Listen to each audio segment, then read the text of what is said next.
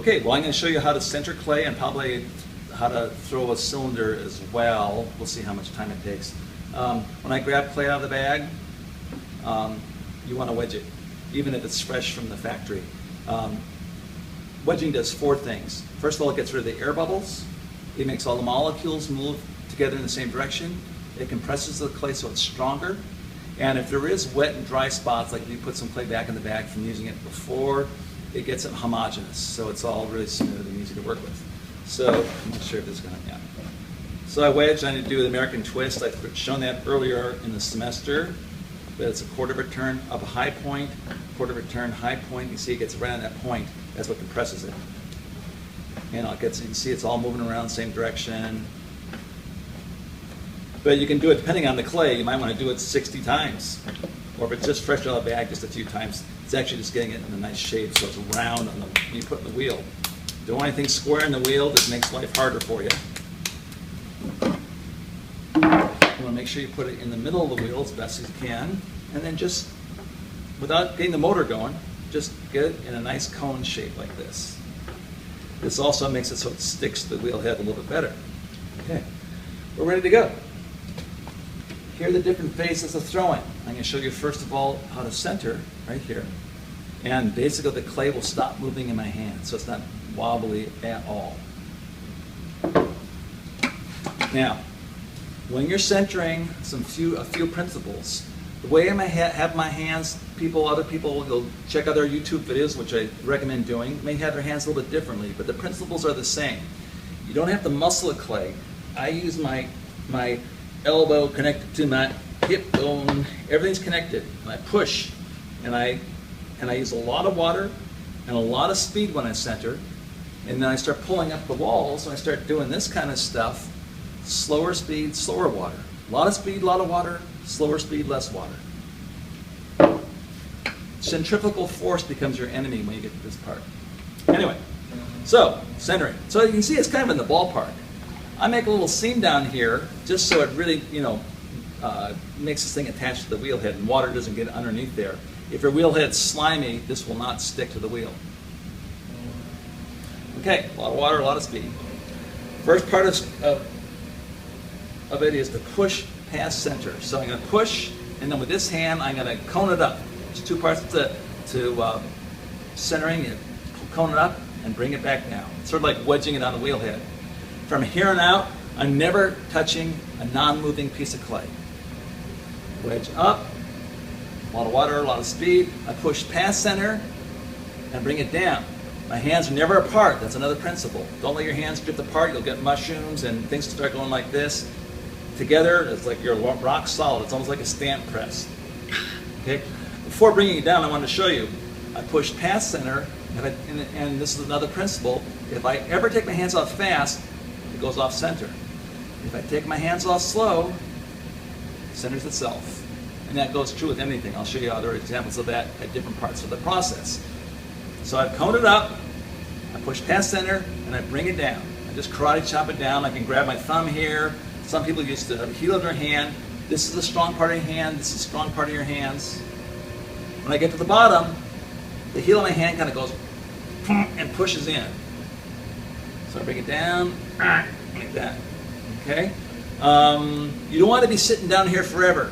This has sand in it. Sand will start sneaking out, and it'll sandpaper the whole edge of your hand off. So clean off your wheel after every pass, and then when you get down here, don't spend a lot of time there. I'll make another little dent there. That way I can include that part in the centering. So I get the heel of my hand right in there. Again, I'm not going to stay there a long time. But I push past center and then cone up like this. This is coming right off about 6 o'clock for me. That's how I do it. Push past center, down and out. Pushing out and down. This one gets these lumps. This one gets these lumps. See how it gets quiet? Don't take your hands off fast. Hands off slow. Centers itself. I'll do one more pass. I won't talk.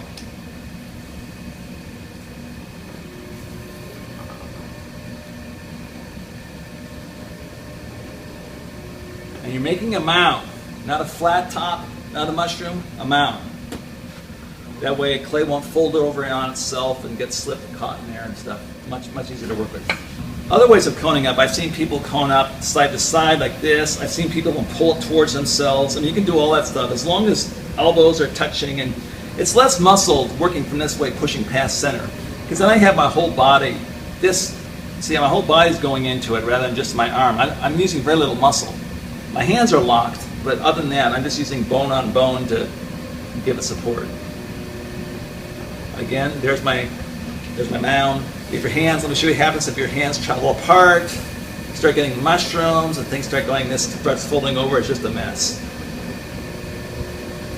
Common beginner mistake is letting clay scoot out here. You get sand down there, clean it off every pass.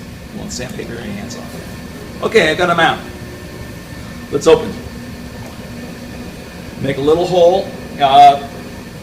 No funky chickens. It's all T-Rex. Okay. Water in the hole. So it's like drilling fluid. And a bunch of fingers. I'm not going like this, little holes. I'm going sort of flat, making kind of a... Okay. This is a bigger piece of clay than you probably use for a normal cylinder. I mean, this will get pretty high, I guess. But I want you to be able to see what my hands are doing, so I'm using a bigger piece of clay. I got big hands. You want to get down to about, I don't know, 1/8 of an inch, 1/4 of an inch from the bottom, because we're not going to trim a foot on this. We're going to just make a flat bottom for a cylinder. So if I don't know where I am in terms of thickness, I can put my needle tool all the way into the bottom, take it out, and say, okay, it's that thick. That's not too bad. Right? Sorry. Now, I can get rid of that hole just by pushing on it. So now I know where I'm at. So that's the first part. There's the first part. So I've centered the clay, and here's the hole I just made. Okay? And now I'm going to open that hole up. I can either go sideways with my thumbs like that. I like to pull it towards myself. Again, I like everything on my center. It just gives me security. So I can pull it right towards me, and my hands are going to travel all the way across flat. Okay, a little water in there, and I'm going to make it a little bit more flat. I'm going sideways now. I'm just compressing that clay down there, a little bit thinner, a little bit harder, so it doesn't crack on me later on. Okay. Now, there's one thing I haven't talked about yet that's called second centering. I could have done second centering after I opened it. I can do second centering there, and I can also do it here. I'm going to go ahead and do it here. Second centering is, oftentimes when you bring it out, it'll get a little bit off like that. So what you want to do is, this hand's just like in regular centering. This part of your hand is at around 7 o'clock or so. And this hand is on the rim. Let's pretend this is the rim. It's on the rim and all the way inside. So it's on the rim all the way inside. So this one gets these lumps, this one gets these lumps, and these lumps. So I'm going to bear down, and it'll look like a donut when I get done. Gently let go. If I don't gently let go, again, let me show you what happens. It looks like this. See, a lot of people check it like that, and it goes off. So you might have had it perfectly quiet in your hands, and that's the goal, getting it quiet in your hands, but then let go quickly. Always gently let go.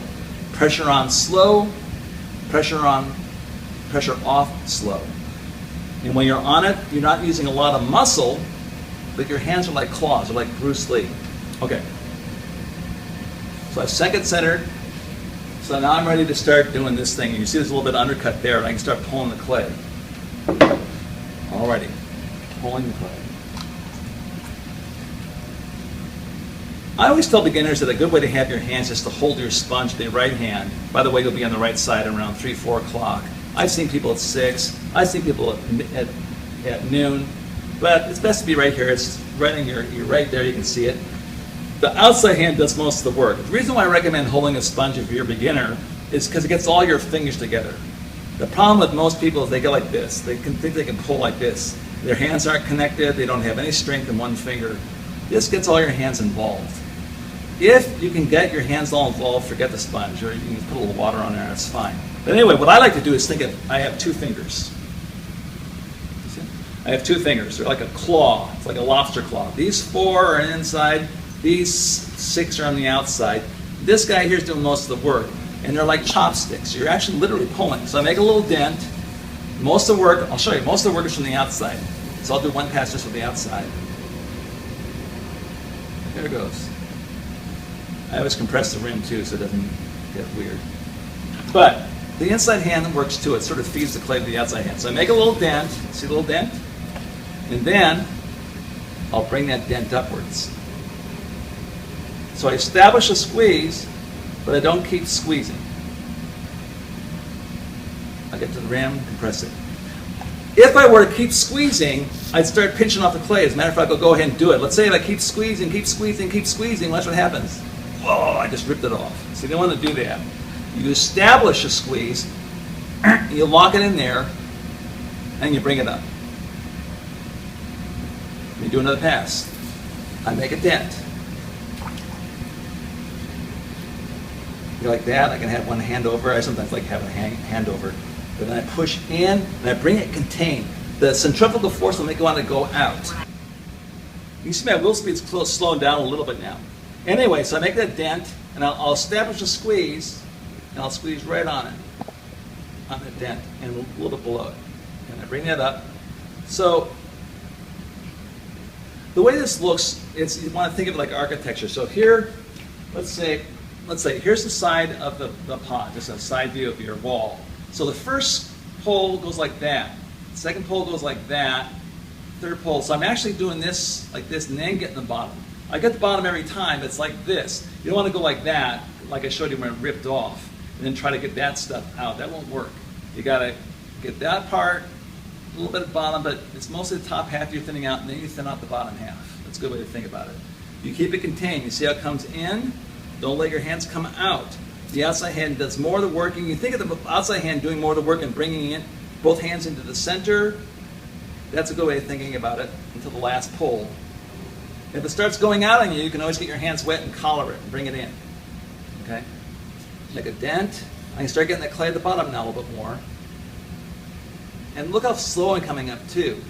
I let the wheel revolve a few, before I really raise my hands. Almost there. Compress the rim a little bit. I make a little bridge. Just compress the rim a little bit so it's strong. And get some of that junk off of there. Now I'm going to do one more pull, just to get that clay out of the bottom. So it's getting a little tall now. I can't really get my thumb all the way down to the bottom and join my other fingers like that. So I have to kind of like go like this, so it's supported still. And then when I can, I'll let them join up. So I'm going to get that clay out of there. When it starts getting a little bit thinner, I start backing off a little bit.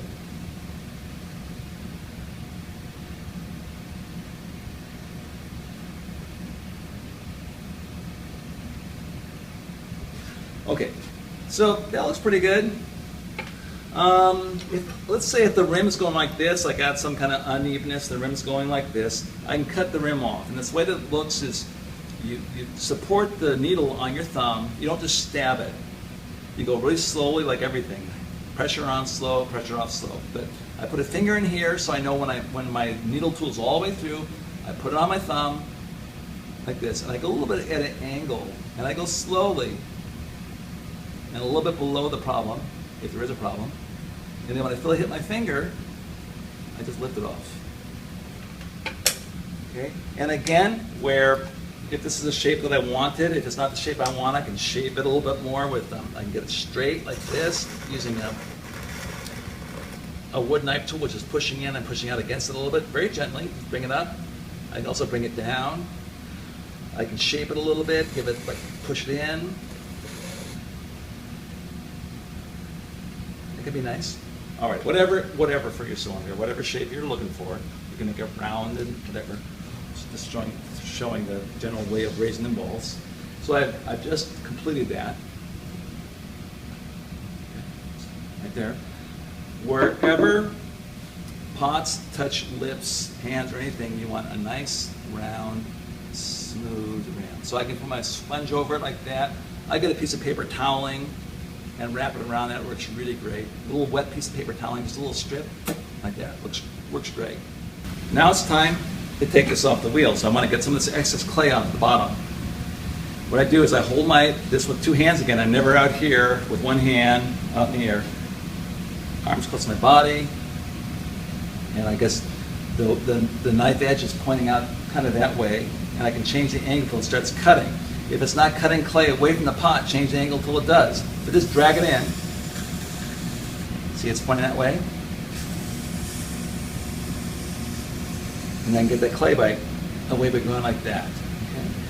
That does two things. It kind of starts your trimming process for you, and it gives you a place to grab the vessel from to take it off the wheel.